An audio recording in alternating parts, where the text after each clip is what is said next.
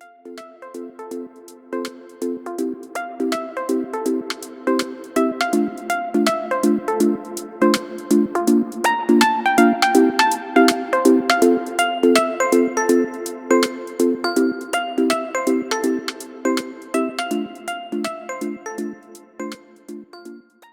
Friends, જય સ્વામિનારાયણ. સ્વાગત છે તમારું કાઠિયાવાડી કિચન વિથ મમ્મીમાં.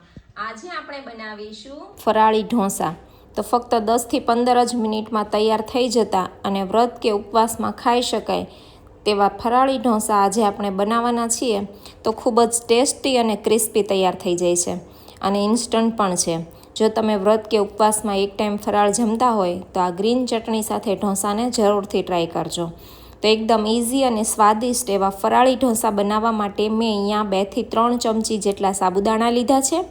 સાબુદાણાને એક પેનમાં લઈ અને થોડા ગરમ કરવાના છે, શેકવાના નથી. બસ એકાદ મિનિટ માટે આપણે તેને શેકી લેવાના છે, જેથી આપણે તેને દળીએ ત્યારે તે આસાનીથી ક્રશ થઈ જાય. બરાબર ગરમ થઈ ગયા છે તો આપણે તેને એક મિક્સર જારમાં લઈ લઈશું અને આ રીતે અધકચરા વાટી લઈશું. આ રીતે થોડા ક્રશ થઈ જાય એટલે આપણે તેમાં 1 વાટકો મોરૈયો એડ કરવાનો છે. જે આપણે ફરાળમાં ખાતા હોઈએ છીએ તે મોરૈયો એડ કરી દેવાનો છે. તો મોરૈયાને એડ કરી અને આપણે તેને ક્રશ કરી લઈશું. તો આપણે જોઈ શકીએ છીએ કે એકદમ સરસ ઝીણો દળાઈ ગયો છે. તો આ મોરૈયો અને સાબુદાણા એકદમ ઝીણા પાવડર જેવા ક્રશ તો નથી થતા, થોડા કરકરા રહે છે. આપણે જેમ ચોખાનો લોટ હોય એ રીતે થોડા દરદરા રહેતા હોય છે. તો હવે આપણે તેમાં 2 ચમચી દહીં અને 1 કપ પાણી એડ કરી અને બરાબર વાટી લેવાનું છે.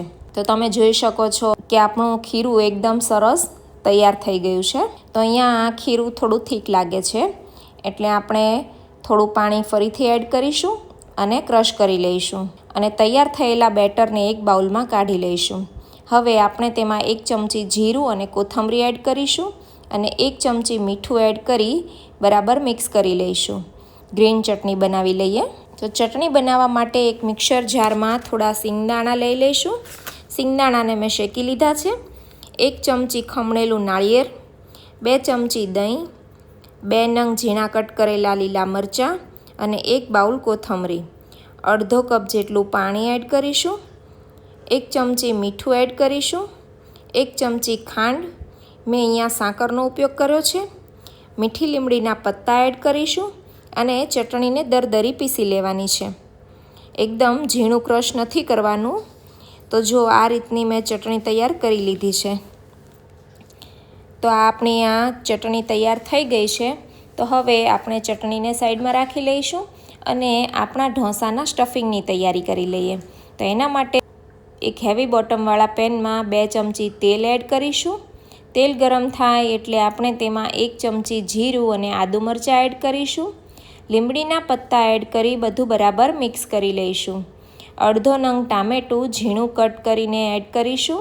ટામેટું સોફ્ટ થઈ જાય એટલે આપણે તેમાં અડધી ચમચી હળદર, અડધી ચમચી લાલ મરચું પાવડર, અડધી ચમચી ધાણા જીરું એડ કરીશું.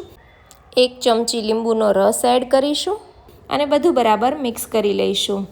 અહીંયા તમે જો ફરાળમાં હળદર ના ખાતા હોય તો તમારે હળદરને સ્કીપ કરવાની છે. અને હવે આપણે તેમાં બાફેલા બટેકા એડ કરી દેવાના છે.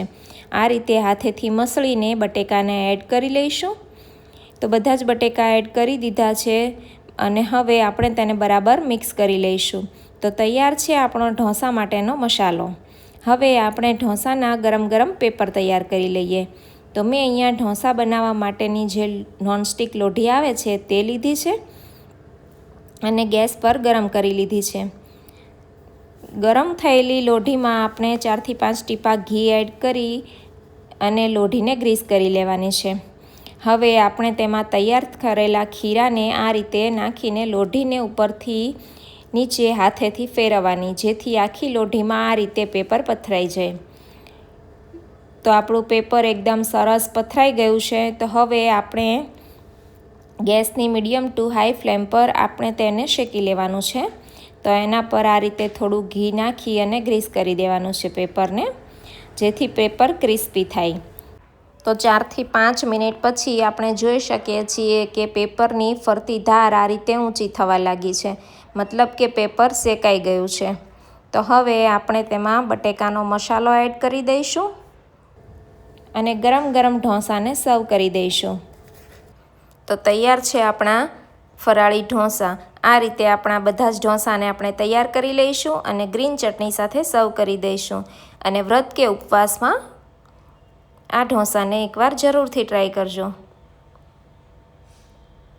રેસીપી ગમી હોય તો વિડીયોને લાઇક કરજો અને હાઇપ કરજો. તમારા ફ્રેન્ડ્સ અને ફેમિલીમાં શેર કરજો અને આવી બીજી નવી રેસીપીઓ જોવા માટે મારી ચેનલને સબસ્ક્રાઈબ કરજો. ફરી મળીએ એક નવી રેસીપી સાથે. Thank you for watching.